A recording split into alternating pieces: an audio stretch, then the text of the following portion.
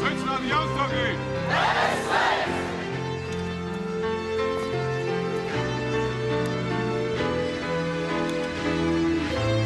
Godātie kolēģi, ugunskura pasākuma dalībnieki.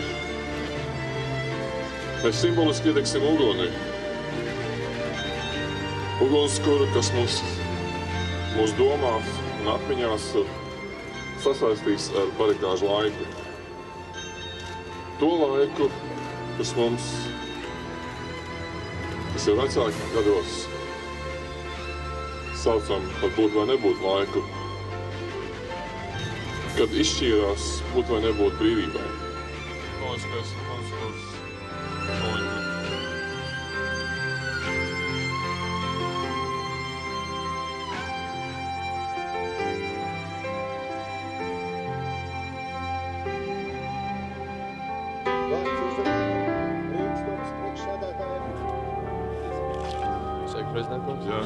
Gribēju jautāt, ko jūs pats atceraties no 91. gada barikāžu laika? Man bija sajūta, ka es varu zaudēt dzimteni. Sajūta, ka es varu pazaudēt to zemi, kur es biju uzaudzis un bez kuras es nevaru iedomāties savu dzīvi. Es nebiju Latvijā tā laikā. Kā jūs domājat, vai mūsdienās saliedētība būtu tikpat liela kā tajos gados, ja būtu tāda nepieciešamība? Noteikti būtu, jo mums jāsaprot, ka tās dienas likme bija brīvība. Un šiem visiem jauniešiem, ja mēs uzdosim jautājumu, vai viņi zina, kas ir nebrīvi, viņi nevar atbildēt šo jautājumu, jo viņiem nav ar ko salīdzināt. Un tāpēc mums viņiem ir jāpastāst. Nevajag stāstīt par nebrīvi, bet vajag stāstīt par to, ka brīvība bija jāsargā. Un tās sajūtas, ka tu vari pazaudēt dzimteni, ka tu vari pazaudēt visus savus tuviniekus un būt kaut kur plašajā pasaulē bez saknēm, tā ir ļoti sāpīga sajūta. Lai tādas sajūtas nekad vairs neatgriežās veiksmīgi jums. Paldies!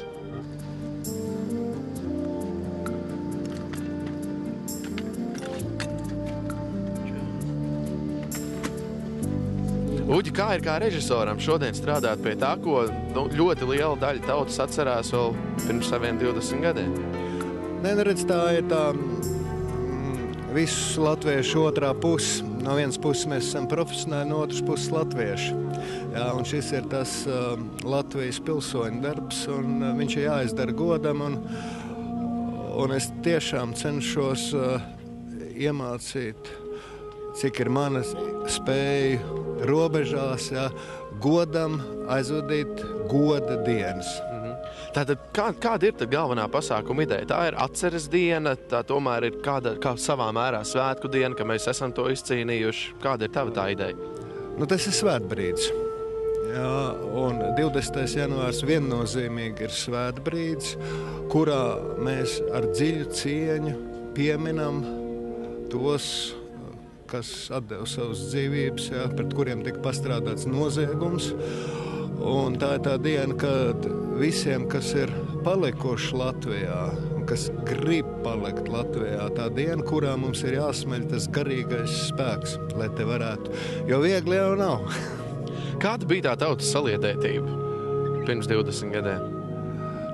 Pirms 20 gadiem tautas saliedētība bija, tā kā pirmā mīlestība, jā, aizrautīgi. Bet šeit bija cits brīdis, un man liekas, pats svarīgākais ir saprast to, ka pēc Viļņas notikumiem pilnīgi visi, neatkarīgi no tautības, latvieši, krievi, ukrāņi, ebreji, saprata, ka totalitārais režīms atkal pastrādā noziegumu pret cilvēcību.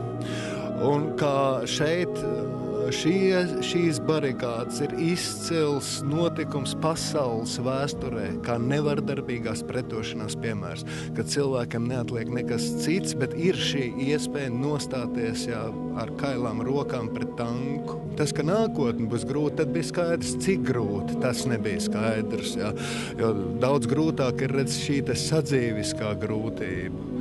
Bet tas bija brīnišķīgs brīdis, un galvenais, lai tie mazbērni saprot, ka mēs, tādi kā mēs šodien esam, bijām spējīgi uz kaut ko tādu.